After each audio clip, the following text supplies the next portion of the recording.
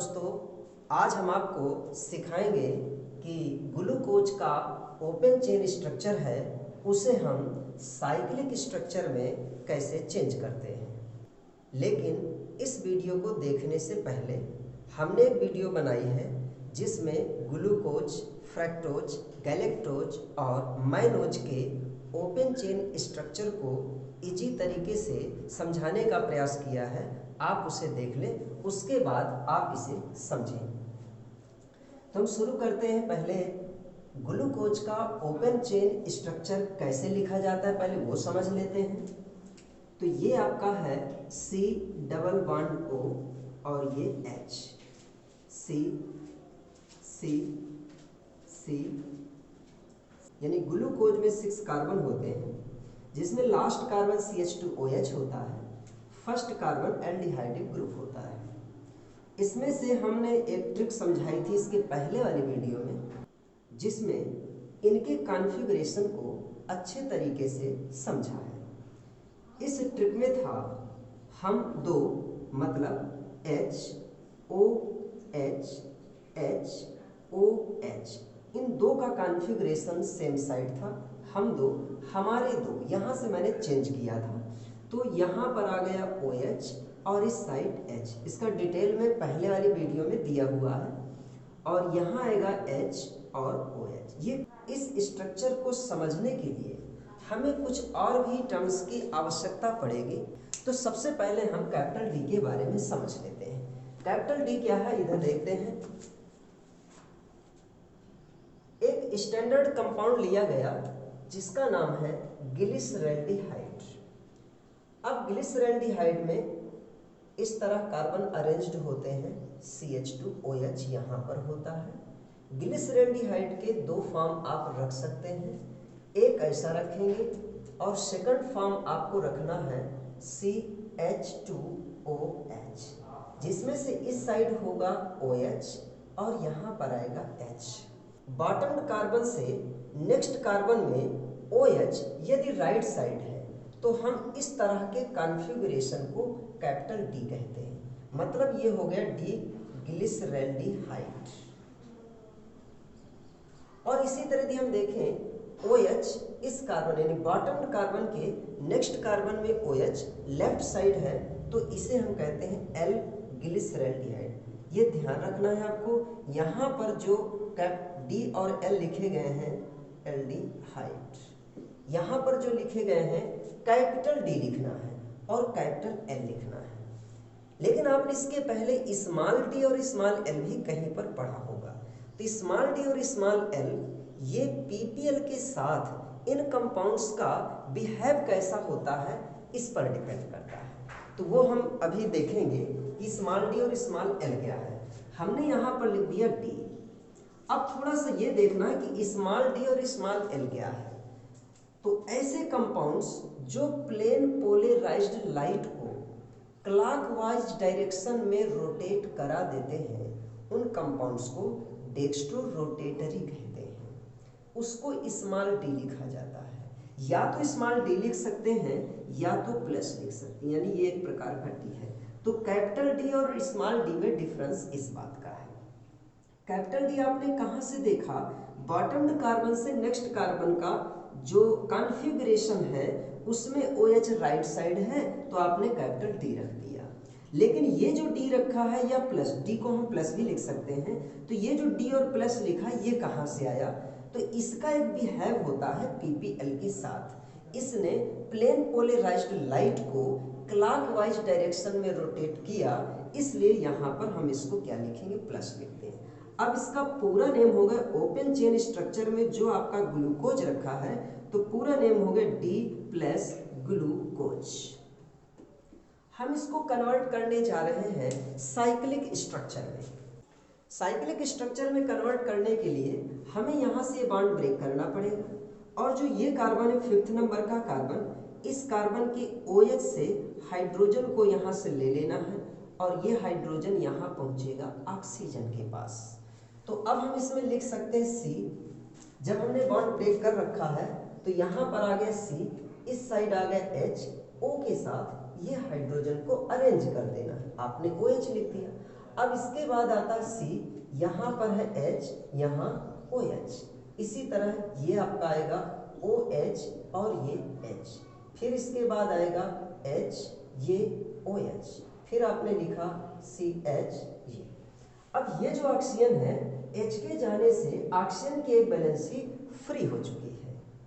इसी तरह इस बॉन्ड के ब्रेक होने से इस ऑक्सीजन की वैलेंसी जो फ्री हुई थी, तो इस वैलेंसी को इस हाइड्रोजन ने यहाँ पर इसको सेटिस्फाई कर दिया है, TOH बन गया। लेकिन जब बॉन्ड ब्रेक हुआ तो इस कार्बन की एक वैलेंसी फ्री है, हमने इस वैलेंसी को ऐसे रख दिया। इसी तरह H के जाने से ऑक्सीजन की वैलेंसी फ्री है, इस ऑक्सीजन को हम ऐसे ले करके यहाँ पर रख देंगे। इसकी ये वैलेंसी जो फ्री है, इस वैलेंसी से इसको अटैच कर देना है। लास्ट का कार्बन ये आपका हुआ CH2OH। अब आप ऐसा भी कर सकते हैं कि जो इस कार्बन का कॉन्फ़िगरेशन है OH आपने इधर रखा, H यहाँ रखा, तो कार्बोनिल कार्बन से चेंज होकर के इस कॉन्फ़िगरेशन कायरल कार्बन में कन्वर्ट हो चुका है H और OH में। हम इसका कॉन्फ़िगरेशन ऐसा भी लिख सकते हैं, यहाँ पर रख सकते हैं OH, यहाँ पर रख सकते हैं H, इसके बाद यहाँ रख दिया C, इधर आया H OH, बाकी कॉन्फ़िगरेशन सेम रहेगा, OH और ये H, इसी तरह C, यहाँ H और ये OH, फिर ये आ जाएगा CH और ये CH2OH। इस समय जो फर्स्ट कार्बन है, इस फर्स्ट कार्बन को एनोमेरिक कार्बन कहा जाता है। अब ये एनोमेरिक कार्बन क्या है? एक ऐसा कार्बन जो इसके पहले ओपन चेन स्ट्रक्चर में था, वो कार्बोनिल फॉर्म में था। कार्बोनिल ग्रुप से इस कार्बन को कायरल कार्बन के रूप में डेराइव किया। यह कार्बन कार्बोनिल ग्रुप से डेराइव होकर के आया है। अब यह कार्बन कायरल कार्बन में कन्वर्ट हो चुका है। कायरल कार्बन क्या था? जिसकी 4 वैलेंसीज डिफरेंट ग्रुप से अटैच्ड होती हैं। इधर H है, इधर OH है, इधर ये ग्रुप हो गया और इधर ये ग्रुप हो गया। तो अब आप ये देखेंगे इस कायरल कार्बन की 2 कॉन्फ़िगरेशन हो गए। इसका नाम हमने अभी बताया एनोमेरिक कार्बन होता है। तो एनोमेरिक कार्बन कहाँ से आया है? कार्बोनिल कार्बन से कन्वर्ट हो करके आया है। इस एनोमेरिक कार्बन के 2 कॉन्फ़िगरेशन हो सकते हैं, जिसमें से एक में OH राइट साइड है और दूसरे स्ट्रक्चर में इस कार्बन में OH लेफ्ट साइड है।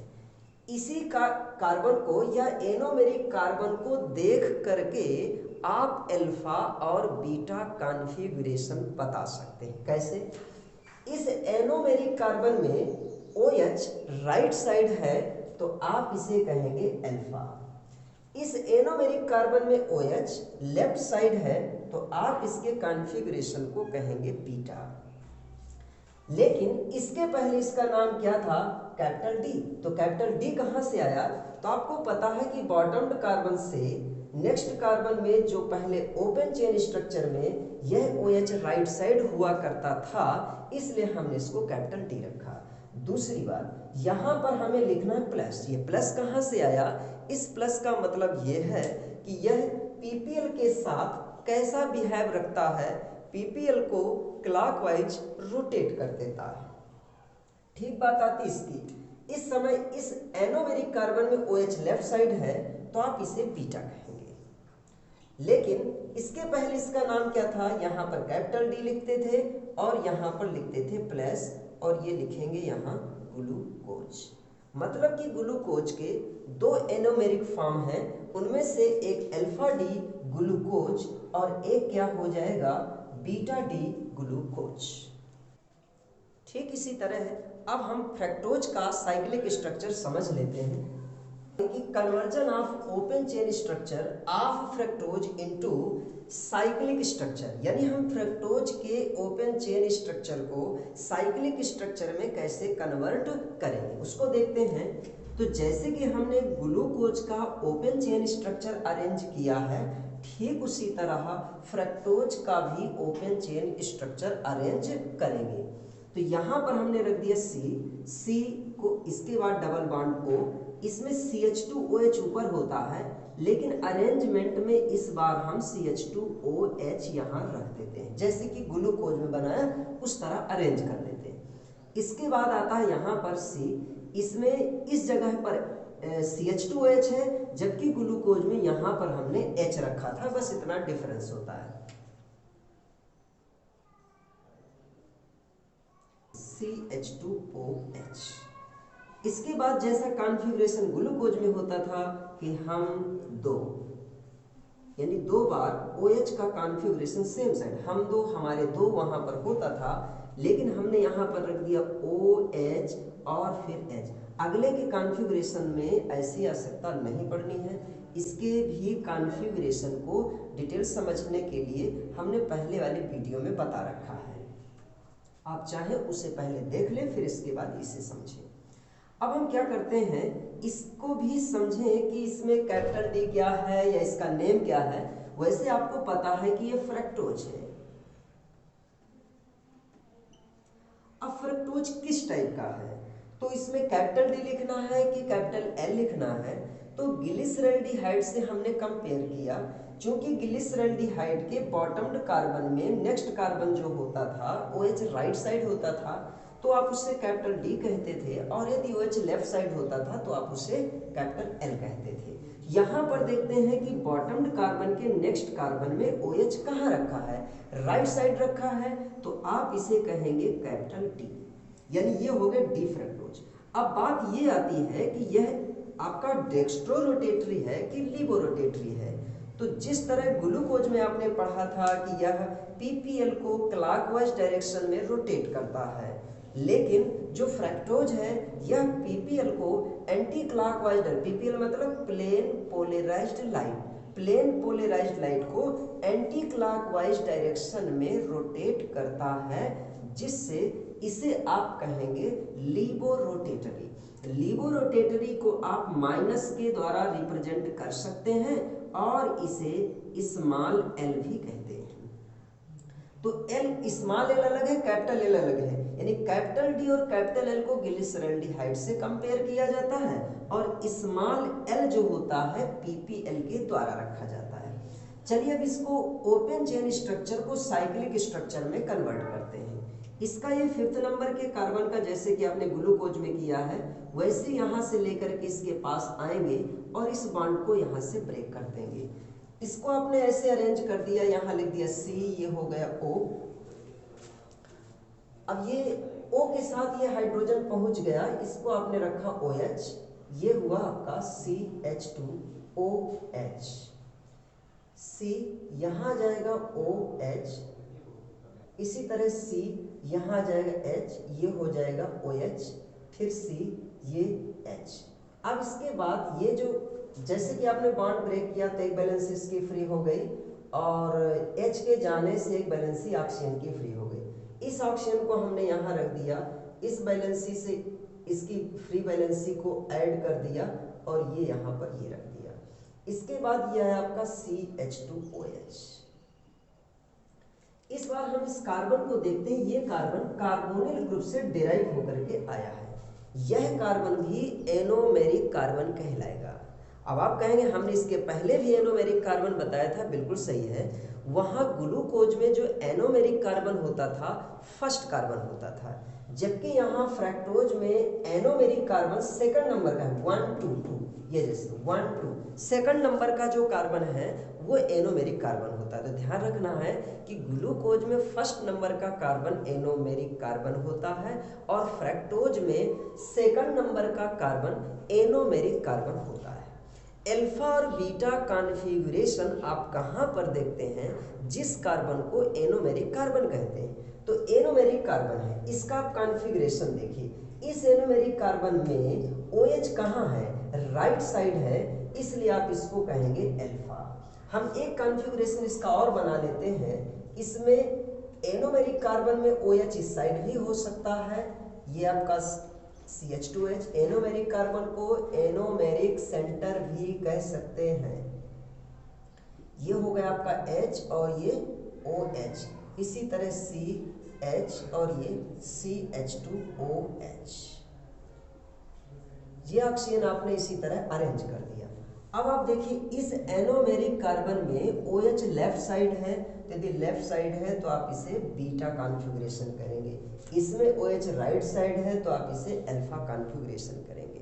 और क्या क्या हमें इसमें लिखना है कि कैपिटल D है कि L है, तो आपको पता है कि इस स्ट्रक्चर में हमने इसके पहले ओपन चेन स्ट्रक्चर जब देखा था तो इसमें बॉटम्ड कार्बन का जो नेक्स्ट कार्बन था उसमें OH राइट साइड था, तो हम इसको कैपिटल D कहा करते थे, तो ये हमने यहाँ पर रख दिया कैपिटल D।